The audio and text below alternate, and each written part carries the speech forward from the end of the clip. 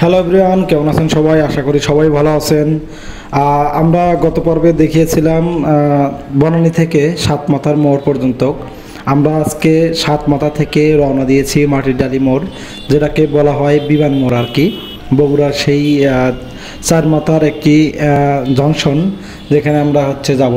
তার আগে বলি, এই সাতমাথার মোড় কিন্তু খুবই খুবই জনপ্রিয়। এখানে আপনি যদি দাঁড়িয়ে থাকেন তাহলে আপনার প্রত্যেকটা মুহূর্ত ভালো লাগবে, কারণ এখানে এমন একটি সার্কেল যে সার্কেলে সবসময় রিক্সাগুলি ঘুরতে থাকে বা বড় বড় যানবাহন যদি থাকে সেগুলো ঘুরতে থাকে, এবং যে কোনো রাস্তা থেকে ও রাউন্ড হিসাব করে যে কোনো দিকে চলে যেতে পারে খুব সহজেই। এটা খুবই আশ্চর্য এবং কোনো ট্রাফিক কন্ট্রোল ছাড়াই এটি নিয়ন্ত্রণ করা পসিবল হয়েছে। এটা সবাই জানে এবং সেই অনুযায়ী এইখানে কিন্তু এক ধরনের নিয়ম চালু করা আছে। এই নিয়ম আসলে কেউই ভঙ্গ করে না। দেখতেই পারতেছেন কোনো প্রকার ট্রাফিক কিন্তু এখানে নেই। ট্রাফিক ছাড়াই এই সাতমাথার মোড়ে খুব সহজেই এক রাস্তা থেকে আরেক রাস্তায় রিক্সা বা যানবাহন খুব সহজেই যেতে পারে। যাই হোক, আমাদের এই প্রাণের শহর বগুড়া আসলে খুবই জনপ্রিয় একটি শহর।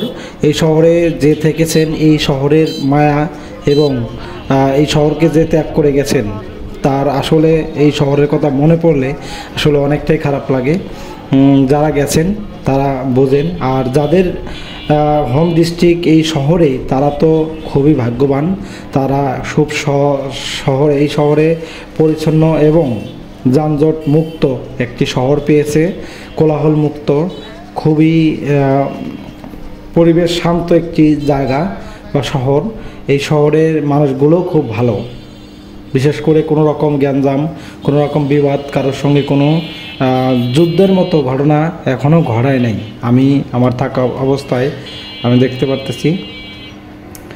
তো এইটা বগুড়া সদর থানা। আমি বাম দিকে যদি লক্ষ্য করি, তো এই থানাতে আমি একবার আসছিলাম। তো থানার যে পুলিশ ভাইরা আছে তারা অত্যন্ত খুবই ভালো, আর এনাদের সার্ভিস খুবই তাৎক্ষণিক। দেখবেন আপনি থানার সামনে কোনো ভিড় নাই, পুলিশ নাই, কিন্তু ভিতরে দেখবেন কার্যক্রম খুবই ভালোভাবে চলতেছে। আমরা কিন্তু দেখতে দেখতে রেলগেটে চলে আসছি থানার পরই। এইখানে পঞ্চগড়, রংপুর, দিনাজপুরের ট্রেন এই বগুড়া হয়ে যাতায়াত করে। তো এইখানে যখন ট্রেন যায় তখন যে এই গেটগুলোই বন্ধ হয়ে যায়, তখন আর দোকানপাটগুলি যে ভিড়গুলো দেখতেছেন এগুলো কিন্তু সহজেই দুই পাশ থেকে চেপে যায়। এই যে পাশে দেখেন খুব ভিড়, কিন্তু এটা হাড্ডিপট্টি শহর, হাড্ডিপট্টি জায়গার নামটি। এখানে কিন্তু বিখ্যাত চা পাওয়া যায়। আপনারা যদি কেউ বগুড়াতে আসেন তো অবশ্যই এখান থেকে চা খেয়ে যাবেন। এরপরে কিন্তু আজিজুল হক কলেজ ক্যাম্পাস, ওটা বড় একটা ক্যাম্পাস, আপনারা যে থাকবেন। আর অবশ্যই রিকোয়েস্ট, বগুড়াতে আসলে চন্নমিয়ার চাপ আর হাড্ডিপট্টির মালাই চা খেয়ে যাবেন। দেখবেন, আমার মনে হয় না বাংলাদেশের কোথাও এইগুলো পাবেন, খুব ভালো। যাই হোক, এনিওয়ে দেখতেই পারতেছেন আমরা কিন্তু অবশ্যই রেলগেট ছেড়ে, সাতমাথা ছেড়ে আমরা কিন্তু মাটিরডালি মোড়ের দিকে রওনা করেছি। আর আপনারা এই শহরে এর আগের ভিডিওতে দেখাচ্ছি এবং এই ভিডিওতেও দেখতে পারতেছেন, এই শহরে কিন্তু একদম পরিষ্কার পরিচ্ছন্ন। মনে করেন কোনো প্রকার ময়লা নেই, ময়লাগুলো নির্দিষ্ট জায়গায় ফেলা হয়।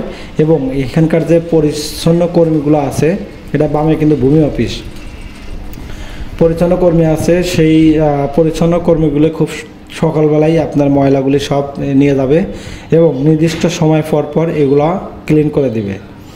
তো এই শহরটা যে এত ক্লিন এবং পরিষ্কার, তবে এটার থেকে রাজশাহী যে শহরটা আছে সেটা সবচাইতে পরিষ্কার, কিন্তু তার পরপরই বগুড়ার অবস্থান। আপনি রাস্তার দিকে তাকিয়ে দেখতে পারবেন কোনো প্রকার পেপার, পলি এইগুলা কখনোই পাবেন না। এমনকি সিগারেটের যে অবশিষ্ট অংশ থাকে সেগুলোও এখানে পাবেন না, ওরা নির্দিষ্ট একটি জায়গায় রাখা হয়। তা আমরা মাটিরডালি মোড়ে যাওয়ার সময় দেখতে পারবো কিছু সরকারি ভবন আছে, স্কুল আছে, কলেজ আছে এবং বেসরকারি কলেজও আছে। এখানে কিছু বাসা বাড়ি, হাউস রেন্ট এবং দোকানপাটের শেষ নেই। এই শহরে আসলে সব কিছু পাওয়া যায়। এটা এই শহরে আর একটা জনপ্রিয় জায়গা আছে হাড্ডিপট্টির ওই পাশে, আপনার মেশিনারিজ গাড়ি এবং বাস ট্রাকের যে ইঞ্জিন এবং পার্টসগুলি আছে সেগুলো এখানে পুরাতন এবং নতুন দুটোই পাবেন। তবে একটু দেখে এবং সচেতনামূলকভাবে এগুলা ক্রয় করতে হবে। বগুড়া কিন্তু বাংলাদেশের উত্তর পশ্চিমাঞ্চলে একটি গুরুত্বপূর্ণ শহর, সেটা আগেও বলছি। এটি রাজশাহী বিভাগের অধীনে। বগুড়া জেলার সদর দপ্তর। ঐতিহাসিক এবং অর্থনৈতিক দিক থেকে বগুড়ার তাৎপর্য কিন্তু অপরিসীম। এরা প্রাচীনকাল থেকেই আসতেছে, এটার অংশ, প্রাচীনকালের অংশ বা অঞ্চলের সমৃদ্ধি ইতিহাসও আছে এই শহরের। আধুনিক বগুড়া একটি ক্রমবর্ধমান শহর, যেখানে শিক্ষা, সংস্কৃতি, ব্যবসা বাণিজ্য এবং পর্যটক এই সব কিছুই বিদ্যমান আছে এই শহরে। এই শহরের ইতিহাসে যদি আপনারা ইতিহাস ঘেঁটে দেখেন, বগুড়ার ইতিহাস সুপ্রাচীন। ধারণা করা হয় এই অঞ্চলটি প্রাচীন এবং পণ্ড রাজ্যের অংশ ছিল, যার রাজধানী ছিল মহাস্থানগড়। আমরা কিন্তু এই মাটিডালির পরে আমরা কিন্তু মহাস্থানগড়ে যাব, জাদুঘরে যাব, বেহুলা লক্ষণদারি বাসাঘরে যাব।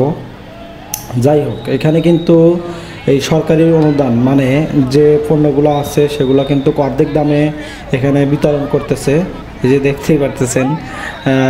যাই হোক, এখানে অর্ধেক দামে পণ্য দিচ্ছে, সেটা হচ্ছে যে টিসিবির একটি সংস্থা, এটা সরকারিভাবেই দেওয়া হয়।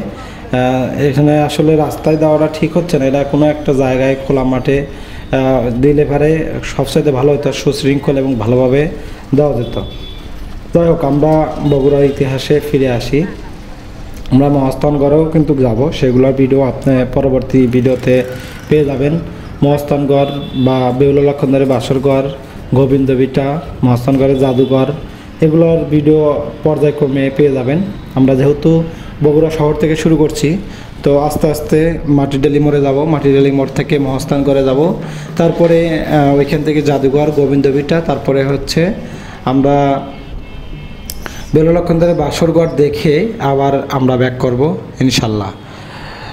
তো বগুড়া শহরের উপকণ্ঠে অবস্থিত সূর্যগুপ্ত পাল সেন সাম্রাজ্যের অধীনে এই অঞ্চল গুরুত্বপূর্ণ ভূমিকা পালন করে গেছে। মধ্যযুগের বিভিন্ন মুসলিম শাসক এবং সুলতানদের অধীনেও বগুড়া গুরুত্ব অক্ষুণ্ণ ছিল। ব্রিটিশ শাসন আমলে বগুড়া একটি জেলা হিসাবে আত্মপ্রকাশ করে এবং কৃষি ও বাণিজ্যের কেন্দ্রবিন্দু পরিণত করে। 1971 সালে স্বাধীনতা যুদ্ধের বগুড়া মানুষ সাহসী ভূমিকা পালন করেছিল, কিন্তু এটা ইতিহাসে আসলে লেখা আছে। আর ভৌগোলিক অবস্থায় যদি আমরা বলি, বগুড়া শহর করতা নদীর তীরে অবস্থিত। আপনারা এই ডান পাশে কিন্তু করতা নদী বয়ে গেছে, যেটা সাতমাথা থেকে খুবই কাছে। ধরেন 10 মিনিট হেঁটে গেলে পরেই আপনি করতা নদীটি পেয়ে যাবেন।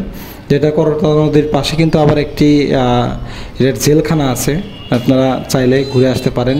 এবং জেলখানার পাশেই সিনেমা হলও আছে এবং ওখানে একটা বড় একটি মার্কেটও আছে।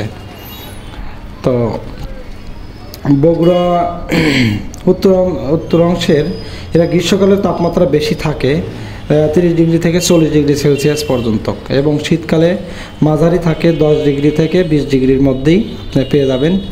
আর বগুড়া শহরে আরেকটা মজার বিষয় হচ্ছে, যখন আপনার বর্ষাকালে বৃষ্টি হয়, বৃষ্টির সময় এই শহরটাকে যে এত সুন্দর লাগে আসলে না দেখলে বুঝতে পারবেন না। তবে আমার যদি কখনো আবার সৌভাগ্য হয়, তখন আমি বৃষ্টির সময় আপনাদেরকে একটি ভিডিও ধারণ করে দেখাবো যে আসলে বৃষ্টির সময় এই শহরটাকে কত সুন্দর লাগে আর কি। বগুড়া উত্তরবঙ্গের একটি গুরুত্বপূর্ণ বাণিজ্যিক কেন্দ্র। এখানে কৃষি, প্রক্রিয়াকরণ শিল্প, হালকা প্রকৌশলী শিল্প এবং ক্ষুদ্র মাঝারি শিল্প গড়ে উঠেছে। আপনারা আসলে পারে দেখতে পারবেন যে এখানকার পরিস্থিতি কীরকম। এখানে ভুট্টা, বিভিন্ন প্রকার সবজি, এখানকার প্রধান কৃষি ফসল হচ্ছে বগুড়ার মিষ্টি দই, এখানকার ঐতিহ্যবাহী হচ্ছে মিষ্টি দই এবং টক দই। যেটা আমি ভুলে গেছিলাম, সেটা চুন্ডুর চাপ এবং হাড্ডিপটির চার কথা বলছি। আসলে বগুড়ার আসলে বিখ্যাত যে দইটা, সেটার কথাই আসলে ভুলে গেছিলাম। যাই হোক, এখানে দই কিন্তু আসলে ঐতিহ্যবাহী একটি জিনিস, এটা সবাই জানে, এটা আসলে বলা বাহুল্য। বগুড়াতে আপনার মহাস্থানগড় যদি আমরা যাই, তাহলে মহাস্থানগড়ে দেখাবো। এটা হচ্ছে আগে স্কুল ছিল, তার পরবর্তীতে মডেল স্কুল অ্যান্ড কলেজ হয়ে গেছে। এই মডেল স্কুল অ্যান্ড কলেজ কিন্তু আসলে সারা বাংলাদেশেই বিভিন্ন জেলায় এবং গ্রাম অঞ্চলেও কিন্তু ইউনিয়ন ভিত্তিক কিন্তু এটা স্থাপন করছে, যেখানেই উচ্চ বিদ্যালয় মাধ্যমিক বিদ্যালয় আছে সেই বিদ্যালয়ের পাশেই এই মডেল স্কুল অ্যান্ড কলেজ করে দিয়েছে। যাই হোক, আমরা কিন্তু প্রায় মাটিডালি মোড়ের কাছাকাছি চলে গেছি, মানে বিমান মোড়, কেউ বিমান মোড় বলে, কেউ হচ্ছে মাটিডালি মোড় বলে। আমরা মাটিডালি মোড় বিমান মোড় দুটাই বলি। আমরা কিন্তু প্রায় চলে আসি, যে সামনেই বিমান মোড়। আপনি ওইখানে মোড়ে আপনি পেয়ে যাবেন বড় একটি বিমানের চিত্র, যেটি গোল চত্বরের মধ্যে বসানো হয়েছে। এই সাত মাথার মধ্যে যেমন বীরশ্রেষ্ঠের পিলার বা কলাম দাঁড়ানো আছে, সেই অবস্থাতেই ওইখানে বিমান মোড় নামে যেহেতু পরিচিত, সেই জন্য ওইখানে মাঝখানে একটি বিমান তৈরি করে রাখা হয়েছে।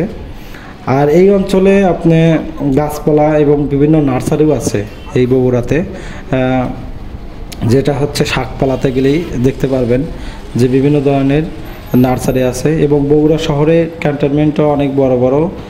আর এইদিকে খুব একটা জনপ্রিয় না, জনপ্রিয় হচ্ছে মাটিডালি মোড়ের ওই অর্ধেক ওই পাশে।